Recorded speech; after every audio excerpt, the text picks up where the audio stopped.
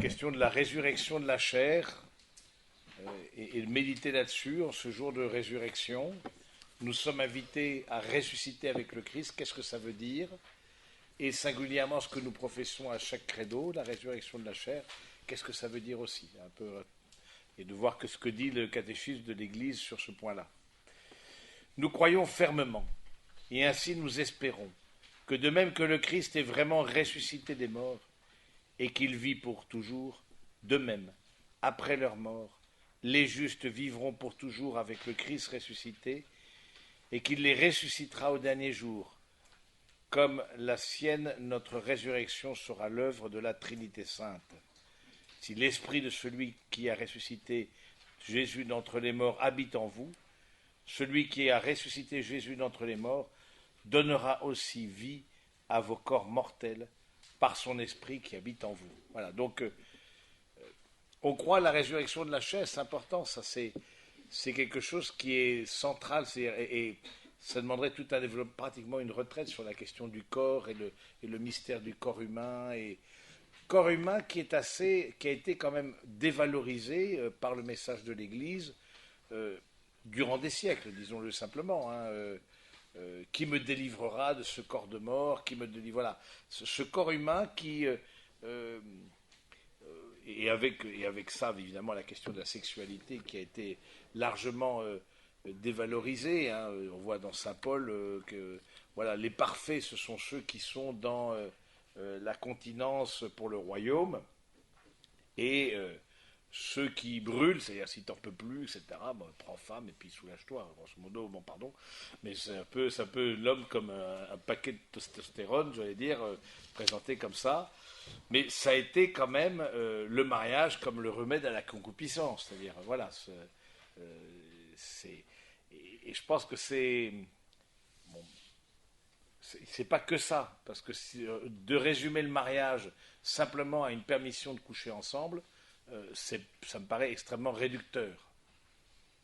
Donc, du coup, je pense que la question du corps, elle est bien plus vaste, et on doit beaucoup à Jean-Paul II sur toute sa théologie du corps, sur ce travail de cette vocation de la sexualité et de la vocation du corps humain. Et donc, on voit que nous sommes invités à la résurrection de la chair. C'est-à-dire que notre corps ressuscitera. Comment? Ça reste mystérieux. Le seul exemple de résurrection de la chair que nous ayons, donc j'espère que vous avez bien les petits papiers là on est en train de méditer sur ceux qui sont arrivés un peu tardivement, voilà, sur le catéchisme. La résurrection de la chair, c'est le seul exemple que nous ayons, c'est le Christ. Parce que, n'oublions pas que les résurrections qu'il y a eu du temps du Christ, ce sont plus des réanimations que des résurrections. Par exemple, Lazare, typiquement, Lazare est mort. C'est peut-être une triste nouvelle pour vous, et vous pleurez beaucoup Lazare, comme Jésus le pleure, etc. Mais Lazare n'est plus parmi nous. Donc c'est ce qu'on appelle une réanimation. C'est l'âme a été redonnée au corps. C'est autre chose qu'une résurrection. On dit, là, pour simplifier, la résurrection de Lazare. La résurrection de Lazare, c'est le corps qui revient à être animé par l'âme, et cette union de l'âme et du corps qu'on appelle en philosophie l'union substantielle, c'est-à-dire que quelque chose qui est tellement connexe, qui est tellement l'âme est fait pour le corps est fait pour l'âme. Eh bien, Lazare a bénéficié de façon extraordinaire du retour de son âme dans son corps. Mais la résurrection, ce n'est pas le retour de notre âme dans notre corps. La résurrection de la chair, c'est complètement autre chose. C'est le corps qui est glorifié. Alors, c'est assez conceptuel, assez vaste, assez vague éventuellement, parce qu'on se dit, le seul exemple que nous ayons, c'est le Christ. Et quand on voit les Écritures, la résurrection de la chair, c'est assez étonnant. Eh bien, Marie-Madeleine le prend pour le gardien. Dis-nous où tu l'as mis. Les apôtres ne le reconnaissent pas. Donc, c'est intéressant de voir que les portes fermées, lui, il entra. il était présent, ce qu'on appelle le don d'ubiquité, présent en même temps dans différents endroits. C'est-à-dire, ce n'est pas du tout le corps comme nous le connaissons nous, c'est le corps qui est glorifié, quelque part c'est la glorification de l'âme qui rejaillit dans le corps. Hein, c'est plutôt l'âme qui est... Le corps est dans l'âme glorifiée, plutôt que l'âme est dans le corps, hein, comme on le voit. Donc. Mais toutes ces questions-là, je vous invite à les travailler parce que c'est des questions importantes de l'âme et du corps et de cette relation entre l'âme et le corps, qui sont des questions un peu complexes, qui sont des questions plus philosophiques que théologiques, mais qui ont des implications théologiques. On ne peut pas penser une plénitude sans notre corps. Si on pense à un paradis, et qu'on pense que ce paradis est une plénitude, qu'il est la contemplation de Dieu, cette contemplation de Dieu, à un moment donné, doit inclure le corps. Parce que, saint Thomas d'Aquin le dit, l'âme sans le corps est en état de violence. C'est-à-dire que notre âme est faite pour notre corps et notre corps est fait pour notre âme. Plus encore, c'est que notre âme a façonné notre corps et notre corps a façonné notre âme. C'est-à-dire que on voit des personnes, ce qu'on appelle la psychomorphologie. La psychomorphologie, c'est qu'on voit à travers du visage humain, on peut déceler quelque chose de la psychologie de la personne. La psyché, la psyché c'est âme. Mais aussi, l'âme de quelqu'un a été façonnée par son corps, par les maladies, par le handicap, par les adversités. Et on voit que des personnes deviennent courageuses, deviennent résilientes, parce qu'elles ont dans leur corps vécu quelque chose de difficile. Donc c'est intéressant de travailler là-dessus sur l'âme et le corps, et de façon à vraiment être attentif à ce point-là. Nous sommes la religion du corps. Nous ne sommes pas la religion du livre. Nous sommes la religion du corps. Et nous n'avons pas terminé encore de comprendre, 2000 ans après, à quel point le corps a une importance dans notre foi. Alors, on peut expliquer le fait que le corps ait été, entre guillemets, méprisé ou mis de côté ou vu comme un obstacle pour aller vers Dieu. Parce que les premiers chrétiens se sont beaucoup inspirés de ce qu'on appelle des néoplatoniciens. Alors, ça remonte peut-être à quelques années vos études de philosophie, et je vous invite à ressortir vos livres de philosophie grecque singulièrement. Et qu'est-ce que c'était les néoplatoniciens? Vous vous rappelez Platon, le vrai monde n'est pas ici. Il y a le monde des idées, mais les idées sont plus réelles que le monde d'ici n'est que le reflet du monde des idées que seul le philosophe sage peut comprendre et contempler. Et donc il transmet aux autres ce qu'on appelle le mythe de la caverne. Il a vu des ombres et il contemple ce qu'il a contemplé, et ensuite il transmet ce qu'il a contemplé. Ça veut dire que pour les chrétiens, les premiers chrétiens, c'est intéressant de dire que le monde, la vie éternelle, voilà la vraie vie. Cette vie, la vie que nous vivons, ce n'est pas la vraie vie. Et donc ça a trouvé un écho chez les premiers chrétiens, cette dimension platonicienne ou néo-platonicienne, c'est une manière, parce que Platon c'est plusieurs siècles, 4 siècles avant Jésus-Christ, donc cette dimension platonicienne a trouvé comme un écho chez les premiers chrétiens qui voyaient le corps justement comme un obstacle pour aller vers Dieu. Et c'est là où ça... c'est toujours facile après de revisiter, de dire bon c'était pas bien, etc. Mais on les comprend, c'est ce qu'ils avaient comme outil à leur portée. Et ça correspondait à leur foi. Oui, notre cité est dans les cieux. Notre cité, elle est dans l'au-delà. Ici, nous sommes des étrangers, de passage. Et donc, on comprend bien que saint Paul, qui a été sensible à ce mouvement de néoplatoniciens, etc., disent qui me délivrera de ce corps de mort, et voient le corps comme un obstacle pour aller vers Dieu. Et ensuite, ça a été relayé par autre chose. C'était relayé par le fait qu'après la conversion de Constantin, c'est-à-dire 4e siècle, l'empereur de Constantinople, Constantin, après la conversion de Constantin, c'est-à-dire la fin des martyrs, il y a eu la première manière de suivre le Christ, les premiers siècles, la seule manière, c'était le martyr. martyr qui malheureusement est de grande actualité, hein, encore aujourd'hui pour les chrétiens. Donc c'était le martyr. Et puis la conversion de Constantin, patatras, qu'est-ce qu'il faut faire du coup? Maintenant il n'y a plus de martyr. Qu'est-ce qu'il faut faire pour suivre le Christ? Et du coup est intervenue la vie monastique. Et donc la vie monastique était vue comme la manière la plus sublime et suréminente de vivre la suite du Christ, dans la continence. Et donc le mariage vu comme quelque chose de seconde zone. Donc c'est intéressant de voir que pendant des siècles, la vie monastique a été présentée comme la manière de suivre le Christ après le martyre. Et il a fallu attendre Vatican II pour dire au fond que la sainteté, l'appel à la sainteté, il est pour tous.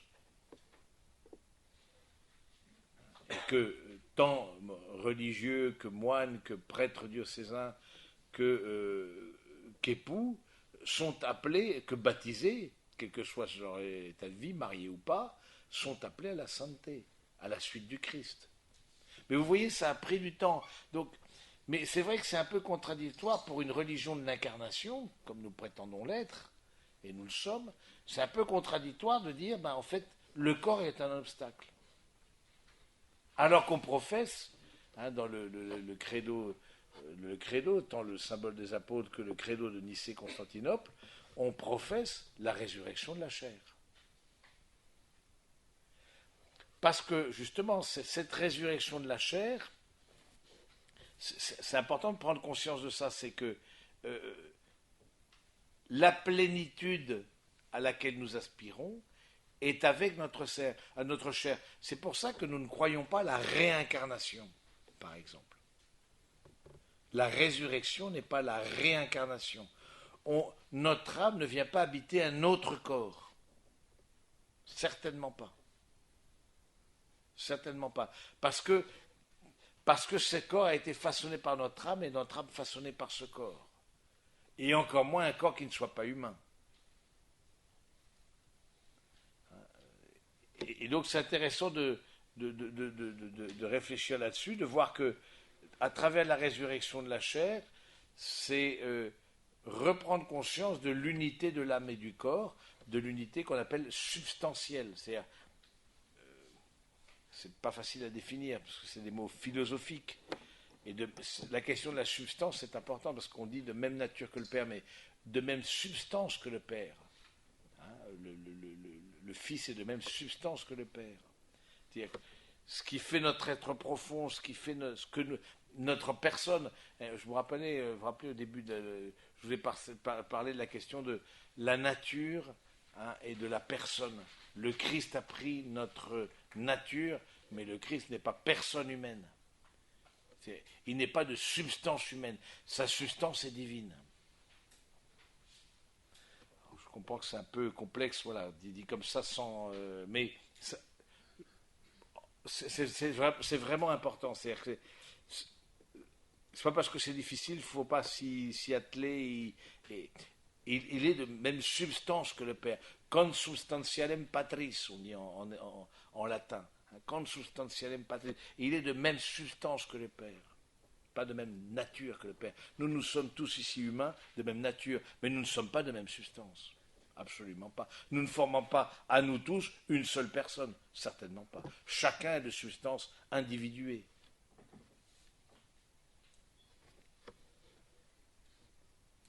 Ça va? On a le droit à la parole maintenant.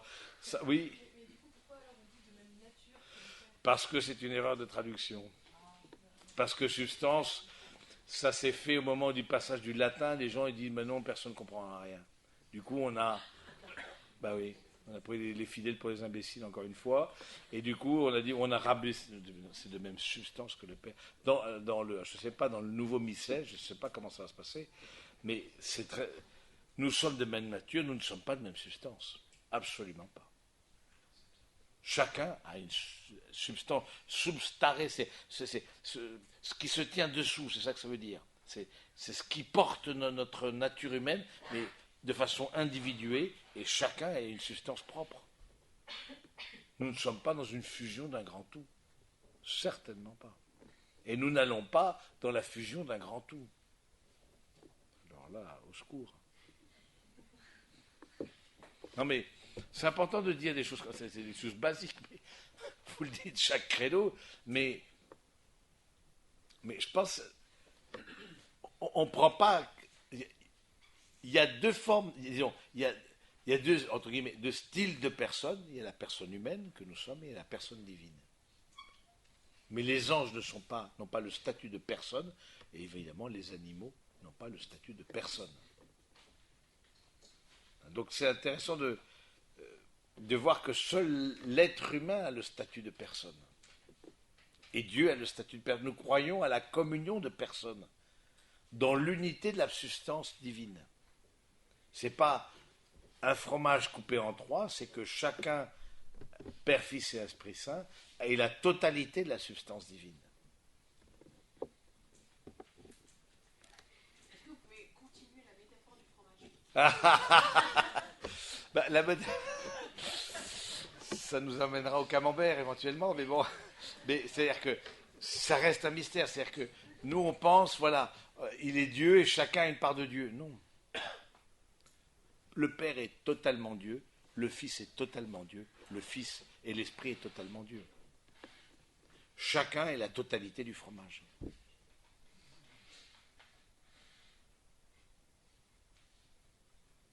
C'est-à-dire qu'il faut.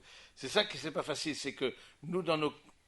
On balbutie, hein, moi aussi le premier, mais dans nos concepts, on a du mal avec ça parce que on est dans le temps et dans l'espace et dans la matière.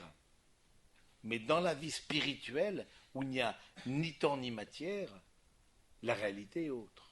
Et on le voit avec le corps glorifié. Et ça, il nous faut une révélation parce que notre intelligence n'y a pas accès seule. Je veux dire, ça dépasse notre intelligence, ça dépasse les cinq sens. La foi, c'est ce qui nous fait accéder à quelque chose qui est au-delà des cinq sens. Le toucher, l'ouïe, voilà, la vue, le goût, c'est au-delà de ça.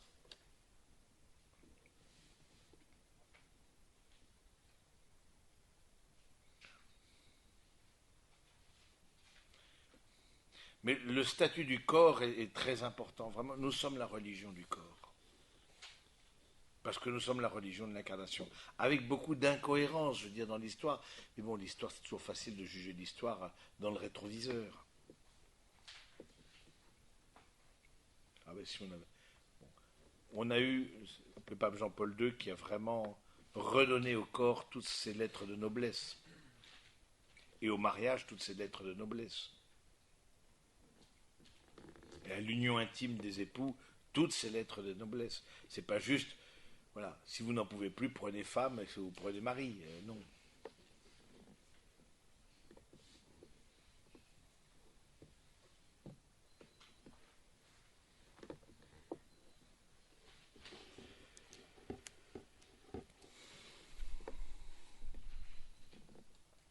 Le terme chair, numéro 990, le terme chair désigne l'homme dans sa condition de faiblesse et de mortalité.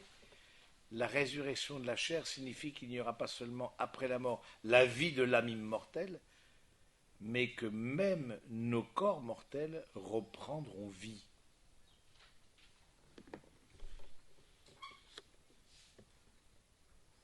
C'est mystérieux, ça, je l'entends. Hein. Nous croyons à la résurrection, non seulement le fait que l'âme perdure après la mort, et ça, je pense que c'est quelque chose que même d'autres religions peuvent avoir accès à ça, c'est-à-dire qu'il y a dans la personne humaine quelque chose qui transcende la matière.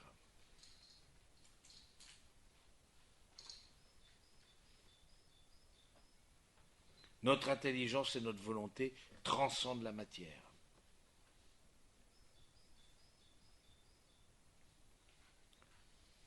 Il y a quelque chose qui, après la mort, survit, continue à être. Nous contemplons Dieu avec notre intelligence et notre volonté. Et nous l'aimons avec notre volonté.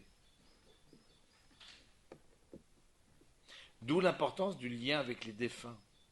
Je ne sais pas quel lien vous avez avec vos défunts, des fidèles défunts, bien souvent des grands-parents, etc. Mais bon, parfois c'est des personnes plus proches, plus jeunes. Mais c'est important d'avoir le lien avec les défunts. Et vous voyez, dans les églises, dans nombre d'églises, notre chapelle en est un exemple. Je vous ai parlé du comte Biver, qui a été celui qui a repris un peu le flambeau du Père Lamy et qui a refondé la congrégation en 1941. Le comte Biver est enterré dans notre chapelle. Vous avez remarqué, il y a une pierre tombale. Vous avez remarqué ça? À un moment donné, il y a une pierre tombale qui recouvre, parce qu'il y a des travaux, donc on a essayé de la protéger, etc. Mais il y a une pierre tombale. Mais c'est souvent que dans les églises, il y a des tombes. Mais pourquoi? Parce que l'église, c'est aussi l'église qui est au ciel. Et on franchit, bien souvent dans les églises de campagne, autour de l'église, il y a le cimetière. Souvent, vous voyez ça. Tout proche de l'église, on traverse le cimetière pour aller à l'église. C'est pas juste une disposition parce que c'est plus pratique. Hop, après la célébration, hop, on l'expédie là-haut. Non, mais c'est pas juste une question logistique. Oui, c'est une question spirituelle. C'est-à-dire, c'est une question que voilà, nous formons aussi un seul corps qui est l'Église avec ceux qui nous ont précédés et qui sont dans la gloire.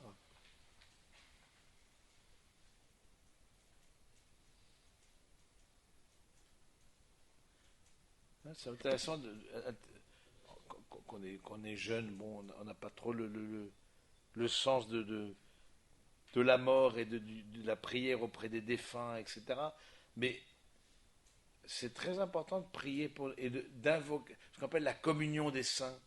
C'est-à-dire, nous sommes en communion avec ceux qui nous ont précédés et qui sont passés par la mort.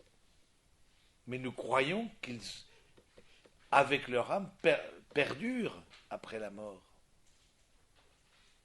Ils ne se fondent pas dans le grand tout, mais ils existent comme personne face à la personne divine.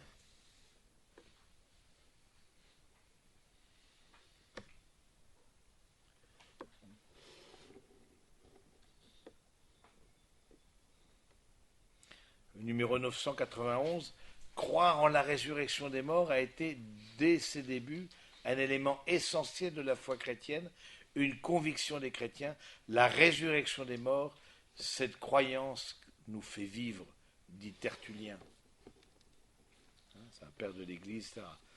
C'est cette croyance, très rapidement, parce que justement l'expérience du ressuscité dans son corps glorifié. Mais il y a plus. Jésus lie la foi en la résurrection à sa propre personne. Je suis la résurrection et la vie. Ce même Jésus qui ressuscitera au dernier jour, c'est Jésus lui-même qui ressuscitera au dernier jour, ceux qui auront cru en lui, qui auront mangé à son corps et bu son sang, il en donne dès maintenant un signe et un gage en rendant la vie à certains morts, annonçant par là que sa propre résurrection, qui sera cependant d'un autre ordre, de cet événement unique, il parle comme du signe de Jonas, le signe du temple, il annonce sa résurrection le 3e jour après sa mise à mort. Voilà, nous sommes ressuscités avec le Christ. Le Christ qui est venu revisiter tout le séjour des morts, redonner ce souffle de vie spirituelle à tout le séjour des morts, au moment dernier, au jugement dernier, ressuscitera tous les morts. Oui. Alors du coup, il faut qu'il y ait un espace. Non. Non. Il n'y a ni d'espace ni temps. Et puis, je vais plus loin, c'est que l'ami Saint Paul dit même la création aspire au salut. C'est-à-dire les vaches, les veaux, les cochons, voilà, aspirent les forêts, les montagnes. C'est mystérieux, je veux dire, il faut quitter nos catégories d'espace et de temps. Et c'est là où c'est compliqué parce qu'on est dans le temps et dans l'espace, forcément. Et l'incarnation, c'est celui qui était de toute éternité est venu dans le temps, dans l'espace et dans la matière. Donc ce n'est... Non. C'est compliqué pour nous, hein. Oui. Oui. Ah oui, mais ils n'ont pas une âme immortelle. Des animaux. Si tu as perdu ton chat, il n'y a pas un paradis pour les chats. Non, non, mais c'est une mauvaise nouvelle, je sais, mais bon, mais bon, ou notre chien, notre brave chien qui nous suit au chapelet, etc., ben, un jour il mourra, mais parce que seule la personne humaine a une âme qui transcende. Alors, la question de la création, c'est vrai, pour moi, c'est extrêmement mystérieux. C'est que. Oui.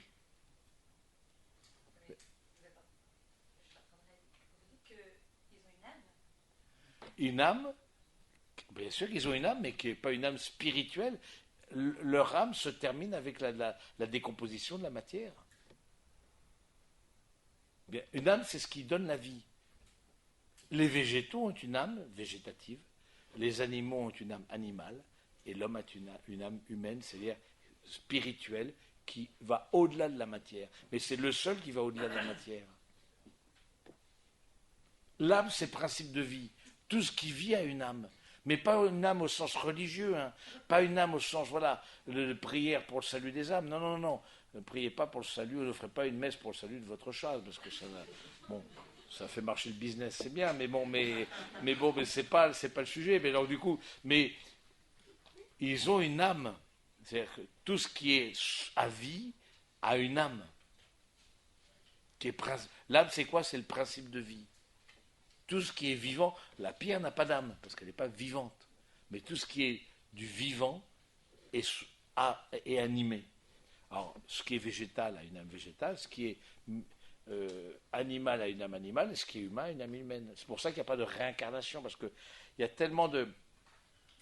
Et puis, bon voilà, je pense que c'est important de... Oui.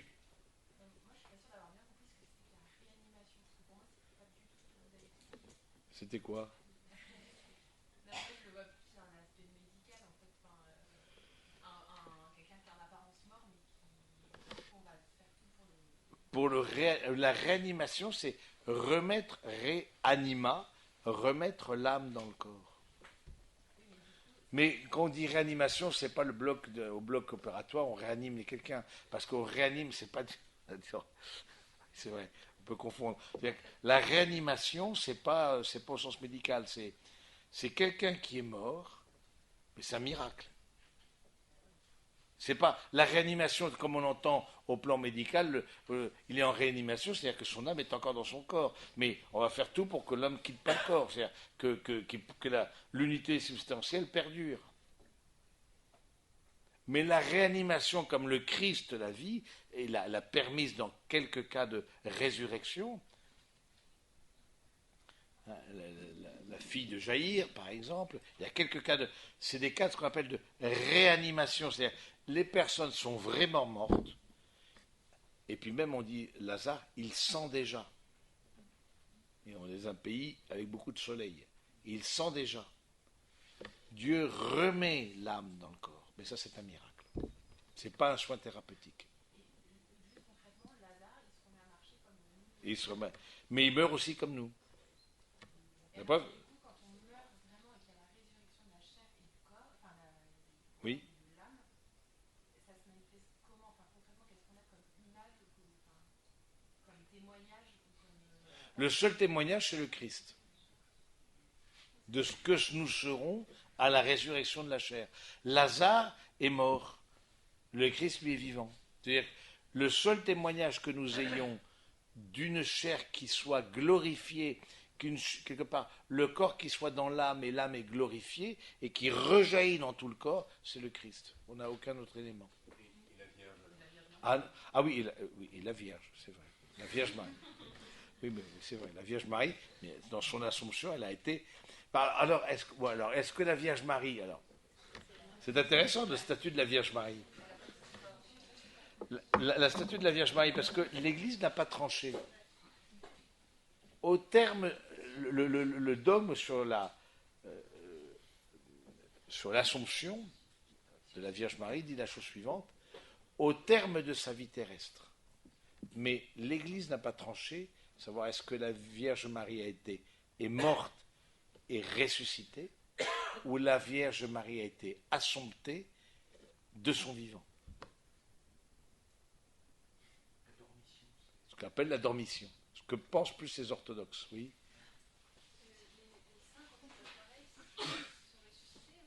Ah, les saints? Oui, mais au dernier jour. Alors que la Vierge Marie n'est pas ressuscitée. Elle est avec son âme et son corps comme personne humaine. Ce n'est pas une personne divine, ça ne vous aura pas échappé. Comme personne humaine, elle est avec son âme de façon privilégiée, exceptionnelle, par sa vocation. Elle est avec son âme et son corps auprès de Dieu. C'est ce qu'on fait au jour de l'Assomption. Mais elle est assomptée. Alors que le Christ est. L'ascension n'est pas l'assomption. L'ascension, c'est de par sa nature divine, le Christ monte au ciel. Alors que la Vierge Marie est prise par Dieu pour monter au ciel. C'est oui, oui. Comment, par rapport aux saints, comment envisager la question des saints dont le corps n'est pas Mais la plupart des saints, le corps, on le retrouvera. Il ne s'agit pas de retrouver le tibia, le péroné, etc. On va mettre tout d'un. Non. Ah, se décompose pas, oui, d'accord. Mais c'est des corps morts, c'est des cadavres. C'est pas des corps vivants. Il faut vraiment quitter nos catégories. C'est pas facile. La résurrection de la chair, c'est pas on va retrouver le tibia de ton arrière-arrière-arrière-grand-père, le mettre avec le péroné, etc. Mettre tout avec, et puis mettre deux. Non, c'est absolument autre chose. Et que le corps soit conservé ou pas, ça ne change rien. Parce que ce sera un autre corps. Ce sera le même et en même temps différent. Il sera glorifié. Mais on n'a pas d'expérience de la gloire. Pourquoi l'Église est contre l'incinération? Elle n'est pas contre l'incinération. Elle est contre l'incinération quand c'est en haine de la foi, dans ce qu'on peut comprendre. Mais par exemple, c'est intéressant, au moment des funérailles, on demande la présence du corps en entier. Ensuite, certains optent pour l'incinération, pour des questions pratiques, pour des questions économiques, pour j'en sais rien. Si c'est en haine de la foi, du coup la personne n'est pas enterrée à l'église. Mais qui se fait incinérer en haine de la foi? Je comprends pas. J'en sais rien, certains originaux, mais bon, il y en a qui peuvent se faire incinérer. C'est vrai qu'il y en a peu, c'est pas bon. Mais l'incinération, voilà, accélère, j'allais dire, le rythme naturel qu'on se termine, tu es poussière et tu retourneras à la poussière, voilà, c'est tout, ça accélère. Mais il peut y avoir quelque chose. Mais c'est vrai que c'est pas trop un sujet, aujourd'hui c'est pas trop un sujet, c'est pas. En revanche, on ne peut pas célébrer d'obsèques à l'église catholique devant une urne qui ne contiendrait que des cendres. Il faut que le corps soit présent. C'est intéressant, ça. Oui. Je ne voudrais pas compliquer le débat, mais la résurrection de la chair, après tout ce que vous nous avez dit là, est-ce que par hasard, c'est pas un abus de langage? C'est-à-dire Je veux dire, vous nous expliquez que le corps, le corps que nous aurons dans l'au-delà sera uni à notre âme mortelle, que notre corps mortel sera décomposé, j'ai bien compris. Alors pourquoi est-ce qu'on parle de la résurrection de la chair? Parce que, alors, c'est pas qu'on prend une chair et qu'on lui redonne vie, alors. C'est une manière d'expression. C'est une expression. Mais résurrection de la chair, c'est-à-dire que nous reviendrons nous contemplerons Dieu avec notre corps. Ça, c'est dans la Bible. Avec tes yeux, tu verras Dieu. C'est énorme. C'est-à-dire, nous contemplerons Dieu avec notre corps qui sera glorifié au dernier jour. De même, les damnés souffriront parce qu'ils ont rejeté Dieu, connaissant l'amour de Dieu et connaissant sa miséricorde, l'ont rejeté, ils souffriront avec leur corps. Oui.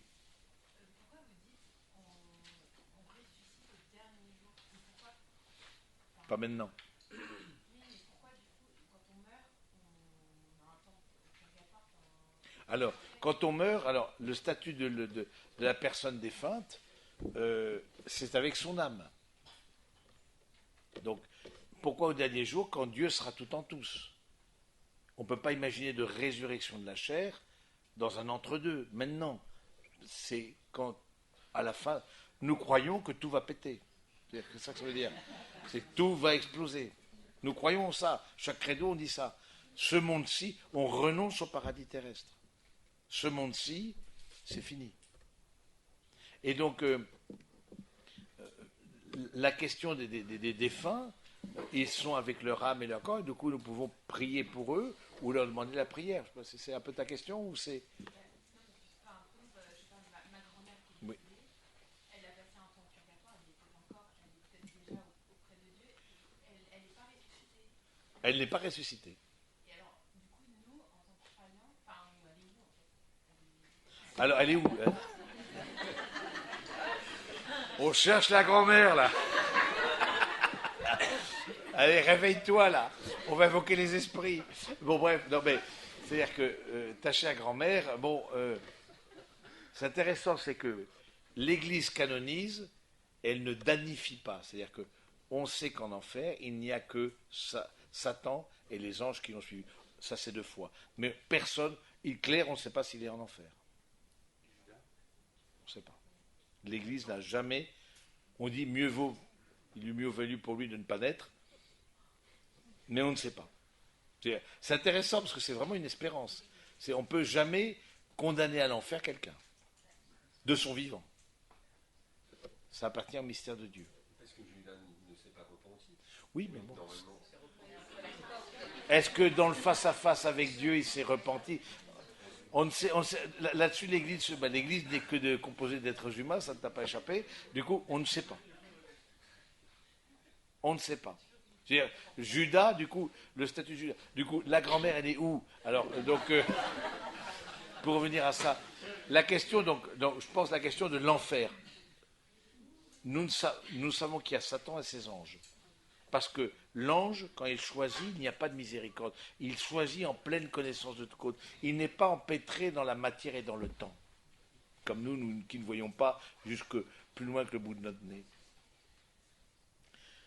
En revanche, donc, ce qui me fait dire quand même, bon, mais c'est un avis personnel, pour aller en enfer, il faut vraiment le vouloir. Il faut connaître Dieu, l'aimer et le rejeter. Oui. C'est juste pour avoir une confirmation, quand Jésus descend aux enfers et sauve du coup au moment de sa mort les personnes sauvables, si je puis dire, en fait il ne reste aux enfers le jour de la résurrection de Jésus que Satan et ses anges. Alors ce qui a été dit hier, c'est aux enfers n'est pas à l'enfer. Aux enfers, c'est le séjour des morts. L'enfer ensuite viendra avec la résurrection du Christ, où chacun devra se prononcer. Mais il est aux enfers, il descend au Sheol, c'est-à-dire au séjour de ceux qui attendent depuis le début du monde jusqu'au Christ. Voilà, mais il ne descend pas à l'enfer. Sachant que l'enfer, c'est ce que je vous ai dit hier, l'enfer n'est pas hors d'ordre de Dieu, pour complexifier un peu la chose. Oui.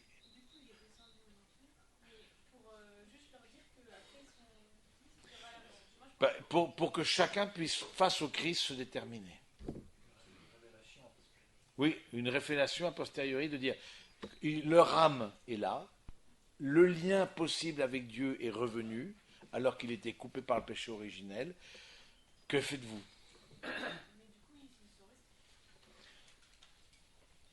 Il n'y a plus de Sheol. Pour nous, il n'y a plus de Sheol. Il n'y a plus de lieu. Il n'y a plus les enfers n'existent plus. Il est descendu aux enfers, c'est au séjour des morts, pour que chacun puisse. Il existe simplement le paradis, le purgatoire et l'enfer, c'est-à-dire la négation de Dieu. Oui. Juste pour pas oublier la grand-mère, la notion de purgatoire, c'est un peu l'entre-deux. Oui. On y reste jusqu'au retour du Christ, ou est-ce que Alors, on y passe et puis après... la sortie du c'est une bonne nouvelle, là. C'est une bonne nouvelle que je vous annonçais pour la grand-mère, c'est la sortie du purgatoire, c'est toujours le ciel. Le ciel. C'est-à-dire le paradis, le face-à-face. la sortie du purgatoire, c'est le face-à-face avec Dieu. C'est pas, il n'y a pas de truc, tu vas en enfer, tu vas... Non, c'est simplement, on prend conscience, et qui ne prend pas conscience, que l'âme a besoin de se purifier, notre âme... Et qu'est-ce qui purifie si ce n'est l'amour? C'est l'amour que l'on voit, qu'on entrevoit avec notre intelligence et notre volonté. L'amour qu'on entrevoit, mais avec lequel on n'est pas en communion parfaite, c'est cet amour-là qui nous purifie. On a besoin de se purifier intérieurement. Et en même temps, on demande aux fidèles vivants de prier pour les âmes du purgatoire. Mais la sortie du purgatoire, ce n'est jamais l'enfer. Parce que l'enfer, il est d'une fois pour toutes. Quand Jésus a visité le séjour des morts, les gens ont eu à se déterminer, chacun a eu à se déterminer. Je te reconnais comme Messie, il y avait donc des âmes avec leur intelligence, leur volonté. Jésus s'est présenté comme personne divine, comme Messie. Est-ce que tu dis oui ou non à cet amour de Dieu? Et là, mais ensuite, le purgatoire, il est probable. Alors maintenant, le temps au purgatoire, mais on n'a pas de temps. C'est un état spirituel. Oui, Zoé. Les âmes sont les esprits qui rôdent un peu votre fruit végétal et qui viennent Les esprits qui rôdent. Attends, Zoé, là, je suis pas sûr de te comprendre. Ah oui, non, mais c'est autre chose, d'accord. D'accord. C'est qu'ils veulent avoir contact avec les âmes des fidèles défunts, et savoir où est-ce que ces âmes sont. Bon, voilà, c'est une forme de toute puissance. On n'a pas, qu'est-ce qu'on a besoin de savoir où est-ce qu'est la grand-mère, où est-ce que machin, grand-père, ça nous puis l'arrière. Ouais. C'est quoi l'idée? C'est d'avoir une sorte de puissance, d'avoir une connaissance que les autres n'ont pas. C'est une toute puissance. Bah oui. Qui répond? Bien sûr. Esprit, tu es là? Tac, tac, tac, oui, je suis là, ok. Mais qui répond? Moi, j'y crois au spiritisme, mais qui répond? Es-tu sûr que j'ai vraiment l'esprit de Dieu, l'esprit de la personne ou le démon? Qui tu sais? Ça, ne jouez pas. C'est-à-dire, si vous avez parfois dans la jouissance, etc., on fait tout. Vraiment, il faut demander, vraiment, je vous l'ai dit hier dans le combat spirituel, de couper les liens. Absolument avec ça. Parce que ça crée des liens. C'est voir une emprise, plus ou moins grande du démon, je veux dire. Donc oui, le statut des fidèles défunts, l'Église canonise, c'est-à-dire reconnaît ce que tu as lié sur la terre sera lié dans les cieux, ce que tu as délié dans la terre, c'est le pouvoir que le Christ a donné à l'Église, à Saint-Pierre et à ses successeurs. Maintenant, on ne sait pas. Oui. Vous disiez l'Église moderne, personne. On dit que les péchés mortels, donc conscients, non repentis, etc., entraînent le fait d'aller en enfer.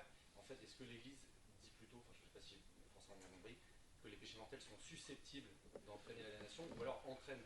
Alors les péchés mortels, c'est qui coupent de la grâce, sont susceptibles d'eux. Voilà, mais c'est pas une prononciation. Non. Quelqu'un qui est mort en train d'assassiner quelqu'un d'autre, qui est objectivement un péché grave, on ne sait pas. Je trouve ça plein d'espérance, oui. Encore une fois. Les saints et tous ceux qui ont passé le purgatoire, ils sont en face à face avec Dieu, donc au ciel. Oui. Et pourquoi, et à ce moment-là, on n'est pas ressuscité? Parce qu'ils ne sont pas ressuscités avec leur corps, parce que c'est quand Dieu sera tout en tous qu'on sera ressuscité à la fin des temps, je veux dire. Parce que ça aurait été un statut de l'âme humaine qui soit, je veux dire, qui soit particulier, qui soit différent. Et tant que nous-mêmes nous sommes en pèlerinage, nous attendons la résurrection. Donc, que Dieu soit tout en tous, mais Dieu l'expérience que nous avons, c'est que Dieu n'est pas tout en tous, n'est pas le tout de nos vies. Nous sommes en chemin. Donc, exactement. C'est imparfait. Tant que le corps n'est pas là, c'est un face-à-face imparfait. C'est une plénitude imparfaite. Parce que l'âme est en état de violence sans le corps.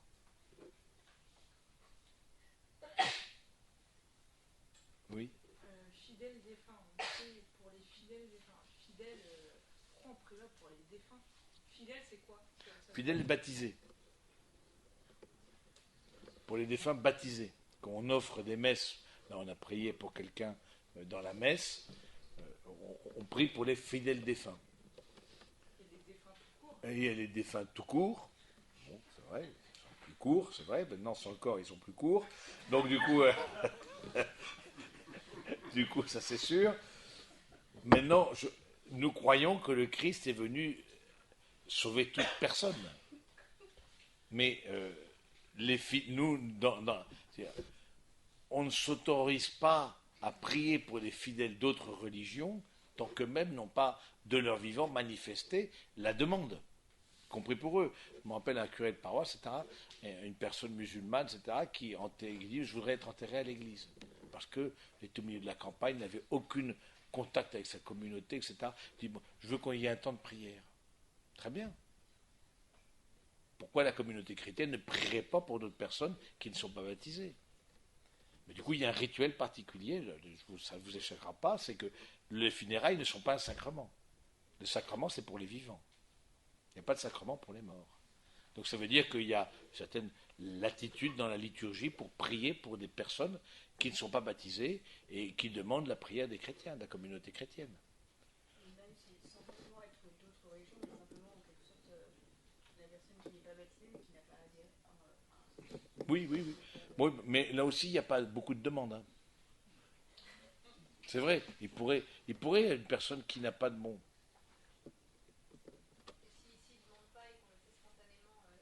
Ah non, c'est-à-dire où il faut que la famille demande.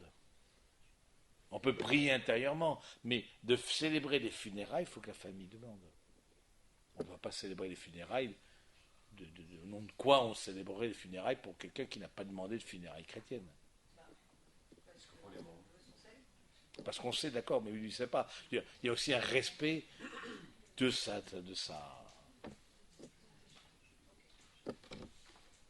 On prie pour, mais on ne célèbre pas de funérailles, avec le corps présent, etc. On ne fait pas de célébration. On peut prier pour les personnes. De même, je ne vous ai pas échappé, le vendredi saint, dans les grandes prières universelles, on prie pour ceux qui ne connaissent pas Dieu.